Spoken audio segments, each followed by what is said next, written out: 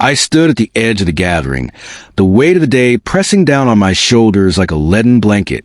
The air was thick with the scent of lilies, their white petals stark against the somber black of the mourner's attire. My father's casket sat at the front of the room, its polished surface reflecting the dim light of the funeral home. He had been only 63 when he passed, his body finally succumbing to the relentless grip of pancreatic cancer after an 8-month battle that had drained him and me of everything we had. The grief was a familiar ache, one I had carried for months, but today it felt sharper, more raw. This was the final goodbye, and I wasn't ready. As I stood there, my hands clenched at my sides, I overheard a sound that made my stomach churn. Laughter. Not the kind of laughter that comes from shared memories or fond stories, but something darker, more sinister. I turned my head slightly, my eyes narrowing as I focused on the source. It was my uncles, my father's brothers, standing in a small huddle near the back of the room. Their voices were low, but the tone was unmistakable.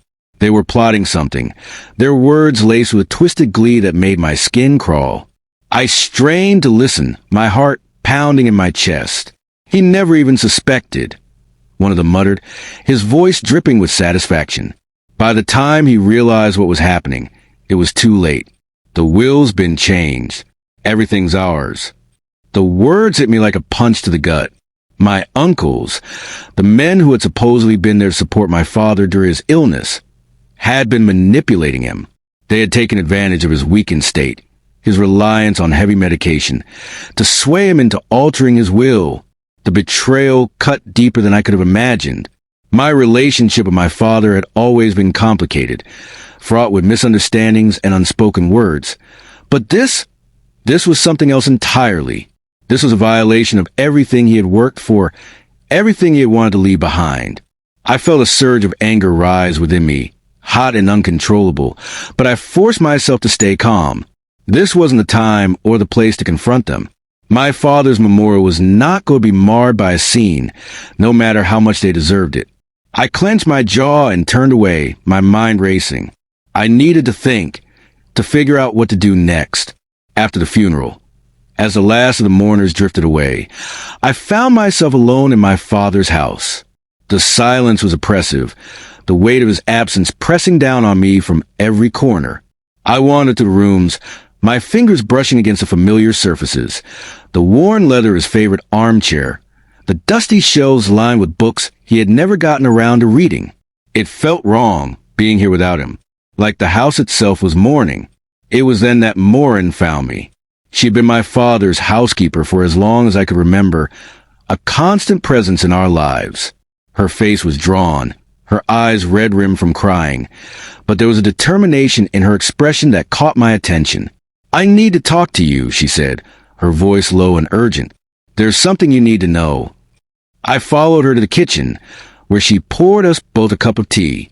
Her hands trembled as she set the kettle down, and I could tell she was struggling to find the right words. "Your father, he knew," she began, her voice barely above a whisper. "He knew what your uncles were planning. He tried to stop them, but they were too clever, too manipulative. He was so weak near the end, and they took advantage of that." My heart ached at the thought of my father, already fighting for his life, having to contend with his own brother's treachery. "Why didn't he tell me?" I asked, my voice breaking. Morin reached across the table, her hand covering mine. "He wanted to protect you," she said. "He didn't want you to get caught up in their schemes. But he made plans for you, things he hoped you would find after he was gone. He left clues, things that would help you uncover the truth." Her words ignited a spark of determination within me. I wasn't going to let my uncles get away with this. My father had fought for me, even in his final days, and now it was my turn to fight for him. I spent the next few days sifting through my father's belongings, searching for anything that might point me in the right direction. It was overwhelming at first. The sheer volume of papers, files, and mementos was daunting, but I refused to give up. And then, tucked away in the bottom drawer of his desk, I found it, a journal. The leather cover was worn, the pages filled with my father's familiar handwriting. As I flipped through it, my heart sank. The entries detailed my uncle's manipulative schemes, their attempt to coerce him into changing his will, their lies and deceit laid bare in ink. It was a damning account, one that made my blood boil. But there was more.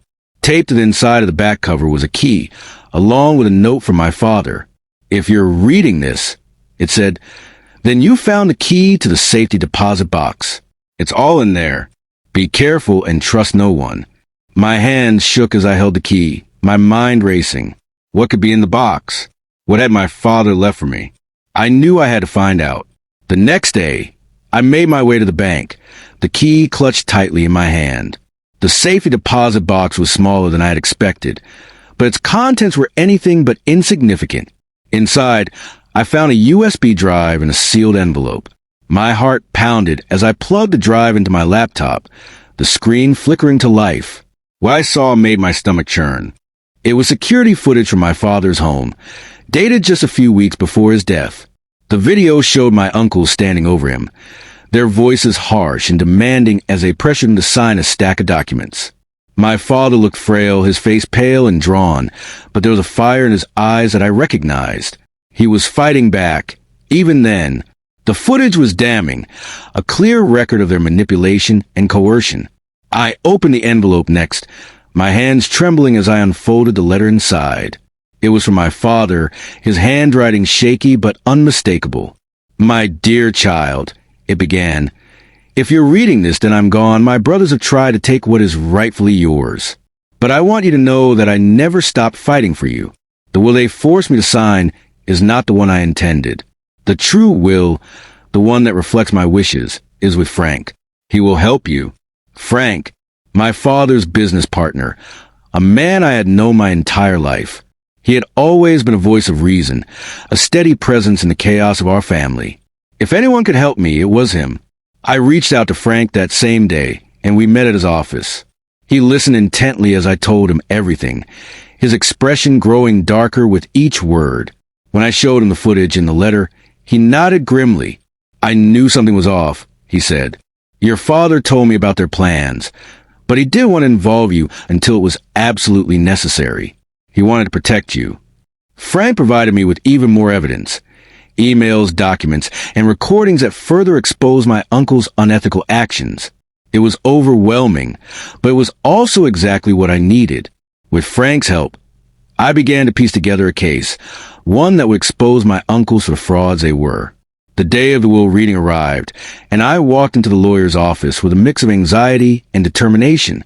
My uncles were already there, their expressions smug and self-assured. They thought they had won, that they had outmaneuvered me, but they had underestimated me and my father. As the lawyer began to read the will, the room fell silent. My uncles' faces turned from smug to shocked as the true contents of the document were revealed. My father had prepared a will that favored me, leaving them with only minor shares of the family assets. Their plans had been thwarted, their schemes exposed. The look on their faces was priceless, a mix of shock, anger, and disbelief. I felt a rush of vindication, a sense of justice that had been a long time coming. My father had fought for me, even in his final days, and now I had fought for him. In the aftermath, my uncles were left with nothing but their shame. I stepped into my new role managing the family business, determined to honor my father's legacy and create a future that reflected his true wishes. It wasn't easy.